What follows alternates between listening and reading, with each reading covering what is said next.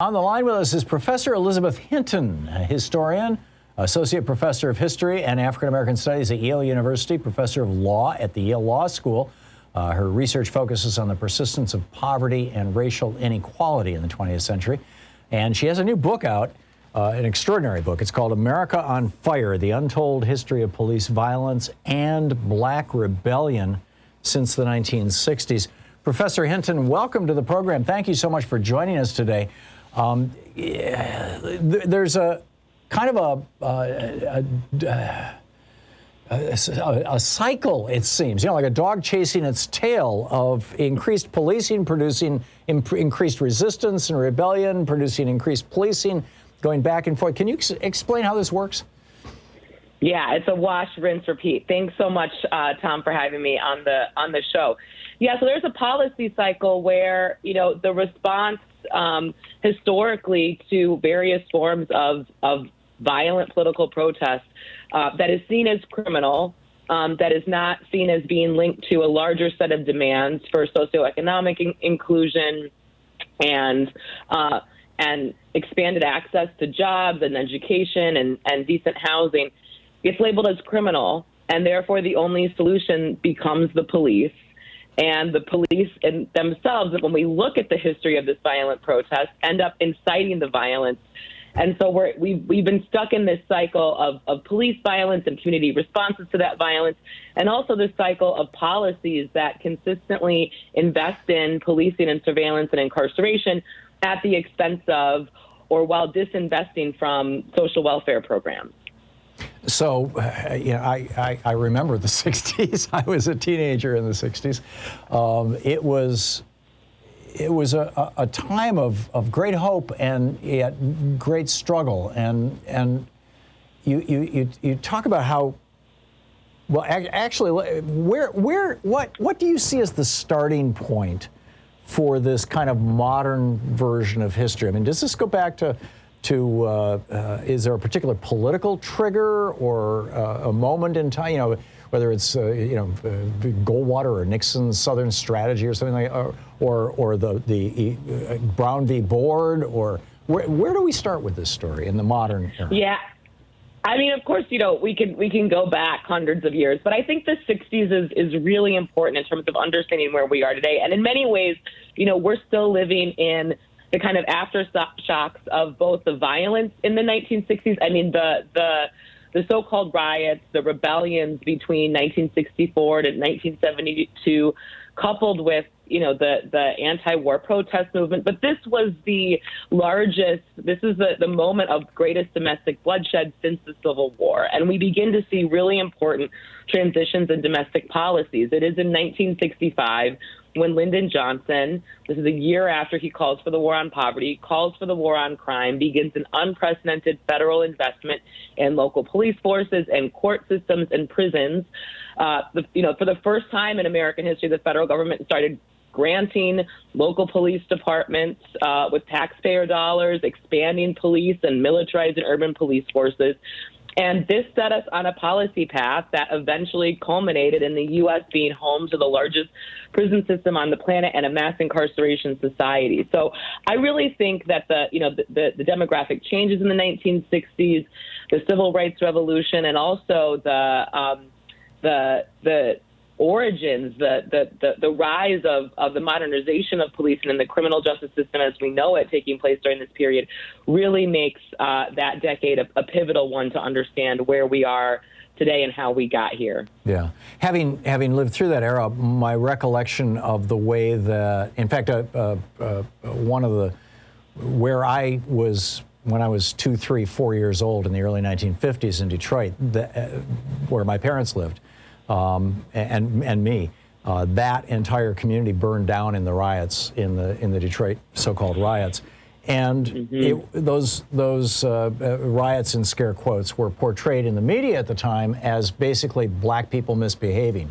My understanding is that every single one of these rebellions, essentially, as you're calling them in your book, we're talking with Professor Elizabeth Hinton, her new book, America on Fire. Every single one of these, from LA to New York and every place in between, was triggered or ignited by police violence. Am I recalling that correctly?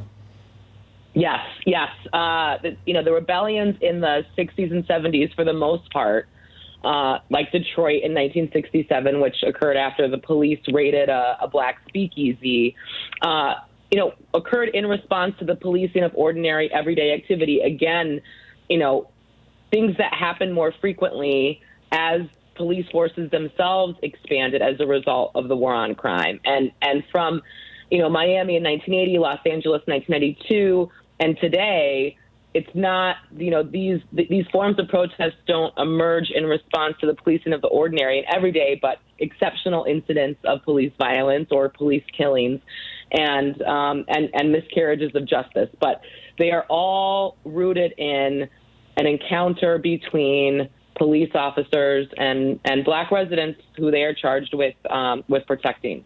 We have multiple forces that are kind of all pouring into the same river, as it were.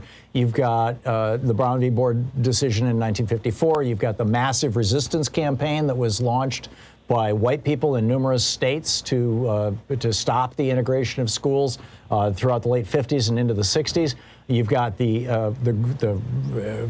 rapid growth and widespread popularization is probably the wrong word, but it became part of the public dialogue of the civil rights movement and the rise of Dr. Martin Luther King and others, the Black Panthers during that era as well. And then you've got this white backlash that apparently began with Lyndon Johnson. You're saying certainly Richard Nixon, the Southern strategy. How do these?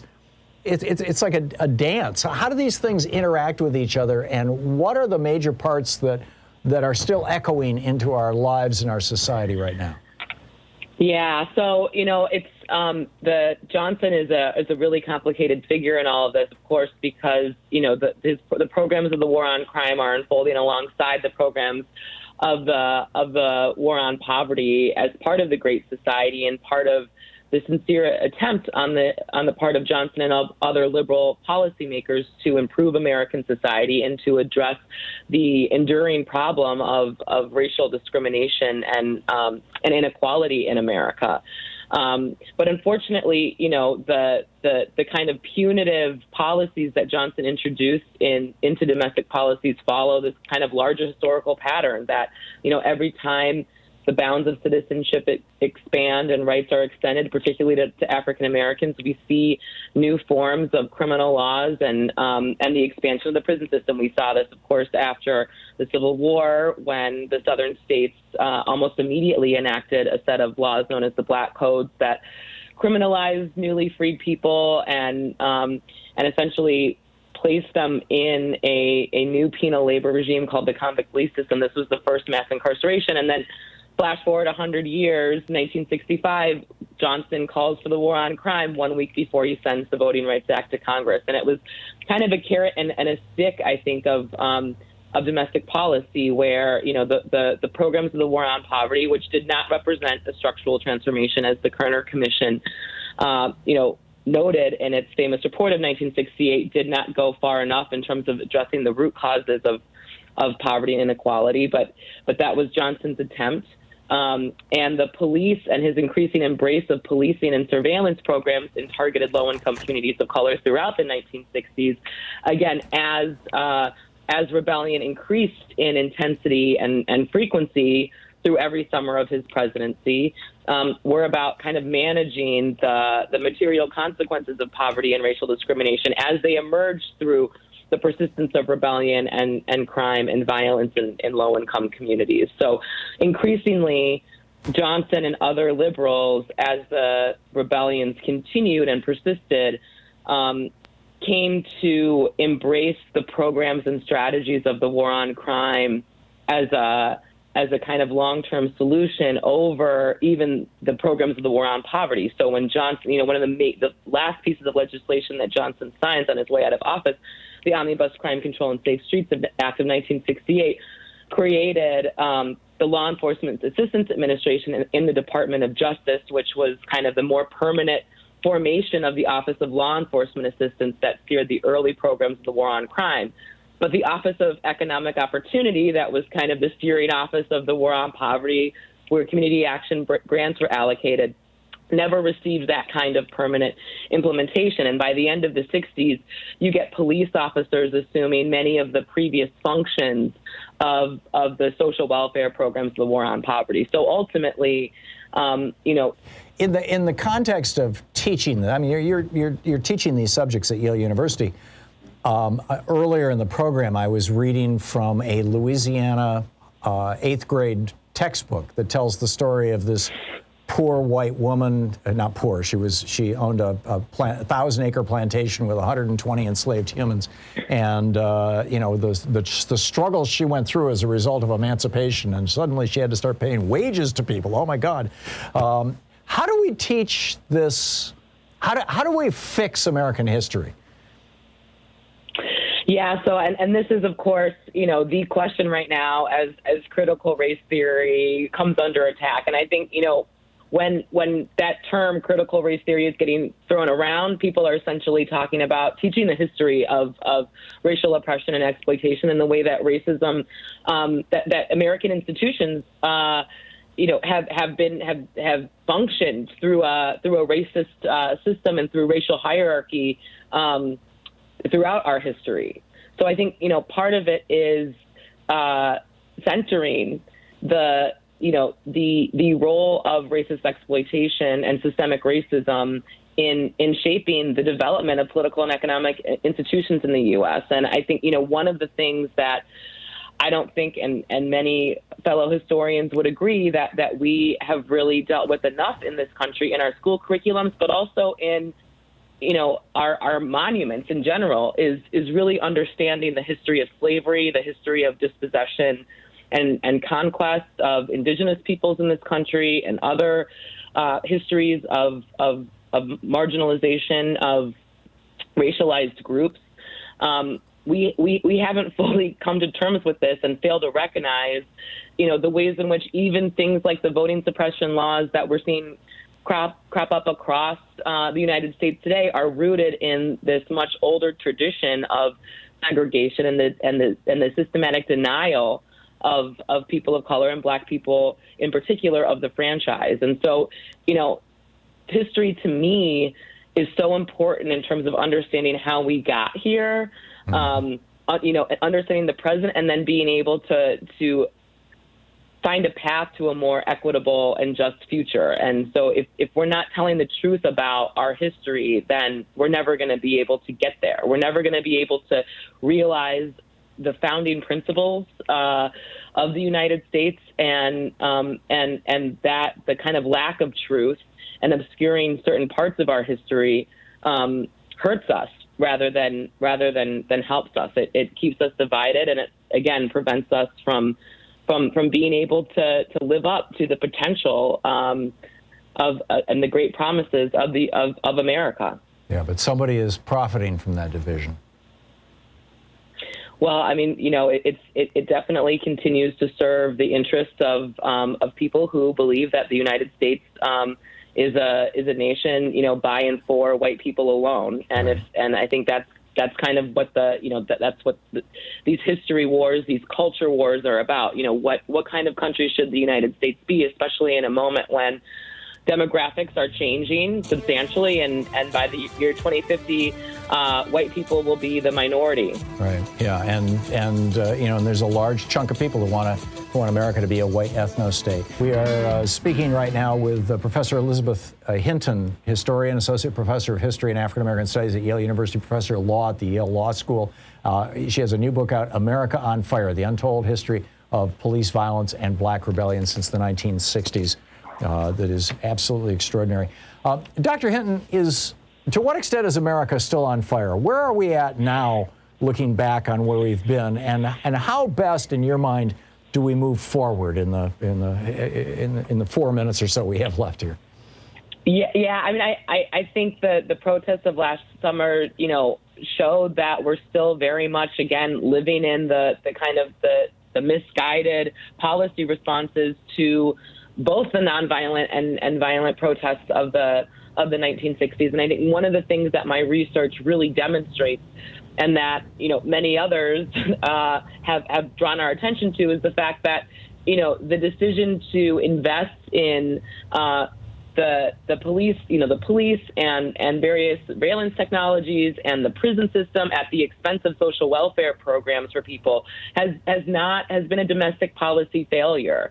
It has not, in our most vulnerable communities, meaningfully made a dent in the ongoing problem of crime and gun violence. And the United States now, again, our sheer incarcerating 2.5 million people is a major fiscal drain. It's much more cost effective to invest in things like early childhood programs and job training for people. And so I think that what we saw last summer is a call among a rising generation of young people, especially, who are saying we want a different mode of governance. This hasn't worked, and if we want, there's the pattern. One of the policy cycles after these events is always to think about police reform. And I think one of the lessons is, and what communities are calling for, is that we move beyond the police, because continuing to invest in police, continuing to rely on things like body cameras, which we know don't necessarily stop police killings. The officers who beat Rodney King with nightsticks and their fists said that they did so because chokeholds were banned. In Los Angeles, body cameras don't necessarily lead to more transparency and accountability, as we've seen in recent police killings and training. We're not going to be able to train our way out of this. So, the lesson here is that we need to invest in an entirely different set of resources beyond the police, giving people access to jobs and robust educational opportunities and decent housing and health care. So these should be some of our priorities moving forward. Yeah, we have just a little less than a minute. When you present this information that, investing in communities produces a better response than investing in prisons, there is basically one political party in America that is saying, no, we don't want to do that. That's going to raise up people of color more than white people, and we want America to be a white ethno state. How do we deal with that? Well, I think part of it is realizing, how these investments impact all of us. Robust school systems for low-income kids in urban areas. If we're pumping money into public schools, will also benefit white kids in rural areas. And so, different spending priorities and a more equitable distribution of resources doesn't have to do with race, but has to do with addressing the widening wealth inequality in our society. Amen.